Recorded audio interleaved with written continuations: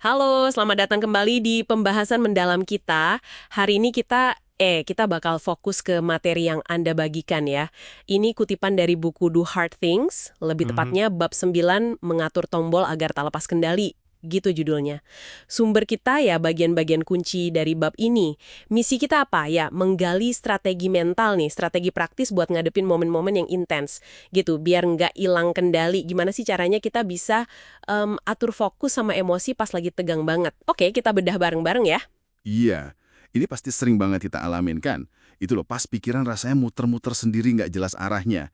Kayak bola salju makin ke bawah makin gede. Nah, bab ini tuh nawarin cara bulat ngerem longsoran pikiran itu. Tapi bukan dengan maksa diri gitu. Lebih ke, gimana ya, kelenturan dan milih secara sadar. Nah, kelenturan itu menarik sih. Salah satu yang dibahas di awal kan soal fokus perhatian ya. Ada kontras yang cukup mencolok. Atlet elit kayak pelari maraton Frank Shorter itu cenderung fokusnya ke dalam, memperhatiin sinyal tubuhnya sendiri gitu. Sementara banyak pelari amatir malah ngalihin perhatian keluar, mikirin yang lain. Nah, kenapa bedanya ini penting ya? Apalagi pas situasi lagi susah gitu. Betul. Ini nyambungnya ke konsep kondisi pikiran sempit versus luas. Pernah dengar mungkin? Pikiran sempit itu bagus buat fokus yang intens banget kayak laser gitu lah. Penting kalau butuh konsentrasi penuh. Tapi kalau kita kejebak di situ terus, wah bisa jadi malah overthinking, muter-muter di masalah yang sama, spiral gitu. Sebaliknya, pikiran luas bantu kita lihat gambaran besarnya, cari solusi baru, lebih kreatif. Tapi ya kalau terlalu luas, nggak ada arahnya, kita malah jadi gampang goyah, reaktif ke sana-sini. Jadi kuncinya yaitu tadi, kelenturan, bisa nyetel tombol fokus ini sesuai kapan butuhnya. Atlet elit itu, mereka mungkin udah terlatih milih secara strategis. Kapan harus fokus ke napas atau otot, kapan lihat, strategi lomba keseluruhan. Oke, oke. Jadi kemampuan pindah-pindah fokus ini penting banget ya. Nah, abis ngomongin fokus, gimana soal emosi? Kan seringnya kalau lagi intens gitu, emosi juga ikut campur aduk ya. Sumber Anda nyebutin beberapa strategi nih. Ada reappraisal, itu kayak memaknai ulang situasi ya. Terus distraction, pengalihan perhatian. Sama suppression, nekan emosi. Dulu kan kayaknya sering dibilar ada cara yang benar, ada yang salah. Tapi beneran sesimpel itu nggak sih? Ternyata nggak juga. Justru penelitian yang lebih baru nunjukin kalau pandangan lama itu agak terlalu kaku. Strategi mana yang paling bagus itu, wah, tergantung banget sama intensitas emosinya saat itu. Dan juga penting nih, energi mental kita yang tersisa. Reappraisal misalnya ya, kayak tadi, lihat macet bukan, aduh sial rusak hariku, tapi oke, waktu ekstra buat dengerin pembahasan ini. Itu kan butuh mikir ya, butuh usaha. Nah, kalau kita udah capek banget atau rasanya udah kewalahan, mungkin distraction, ngalihin pikiran malah lebih efektif saat itu. Misalnya, lagi cemas soal ujian. Coba telepon temen dulu sebentar. Itu bisa bantu. Bahkan neken emosi sesaat yang sering dicap jelek itu kadang bisa berguna loh. Kayak rem darurat sementara aja.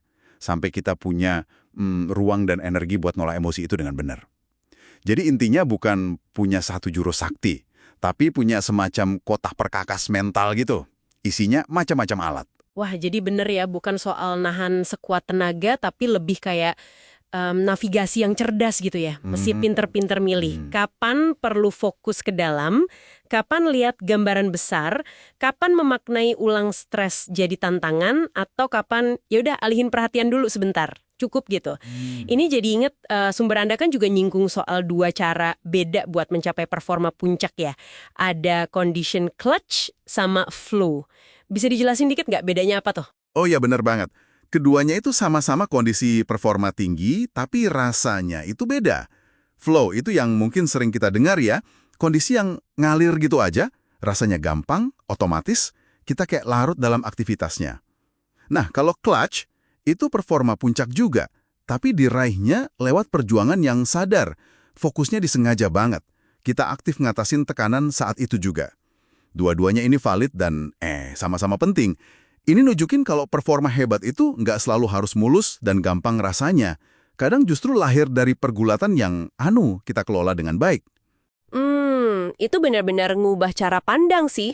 Oke, jadi kalau kita coba tarik benang merahnya nih, inti dari semua ini apa dong? Inti besarnya sih menurut saya ya, ketangguhan sejati buat ngelola potensi spiral, ini baik pikiran maupun emosi, itu bukan soal kaku. bukan soal punya satu strategi andalan aja. Justru kuncinya itu di kemampuan beradaptasi, fleksibilitas, kemampuan buat secara sadar mendiagnosis dulu nih kondisi mental kita sekarang gimana. Lagi butuh fokus sempit atau luas ya? Lebih pas memaknai ulang situasi ini atau cukup alihin perhatian dulu aja? Nah, setelah diagnosis itu, baru kita pilih alat yang paling pas dari kotak perkakas mental kita tadi. Jadi yang keren itu bukan cuma punya banyak alat, tapi jadi kayak master diagnostician buat diri sendiri, secara real time. Gitu. Ada kutipan bagus dari psikolog Rollo May. Ini relevan banget. Kebebasan kita itu terletak pada jeda antara stimulus dan respons. Di dalam jeda itulah kita punya kekuatan buat milih respons kita. Nah, ngembangin kemampuan buat manfaatin jeda itu, buat milih strategi secara sadar, bukannya langsung bereaksi otomatis. Nah, itulah inti dari mengatur tombol yang dibahas di bab ini. Wah, dalam banget ya. Ini jadi pemikiran penutup nih buat Anda yang dengerin. Kalau ngelola potensi spiral itu intinya soal fleksibilitas dan pilihan sadar di jeda tadi. Gimana ya caranya Anda bisa mulai ngelatihnya? Mungkin coba sengaja pindahin fokus dari sempit ke luas. Atau sebaliknya, pas lagi ngadepin gangguan kecil sehari-hari, kayak pas lagi keganggu notif HP gitu misalnya. Atau coba deh, pakai alat regulasi emosi yang beda dari biasanya. Pas lagi ngerasa sedikit aja stres. Latihan-latihan kecil di momen biasa kayak gini mungkin bisa ngebangun kapasitas Anda buat ngadepin tekanan yang lebih gede nanti. Siapa tahu kan? Oke deh, terima kasih banyak udah bergabung dalam eksplorasi kita kali ini ya. Sampai jumpa di pembahasan berikutnya.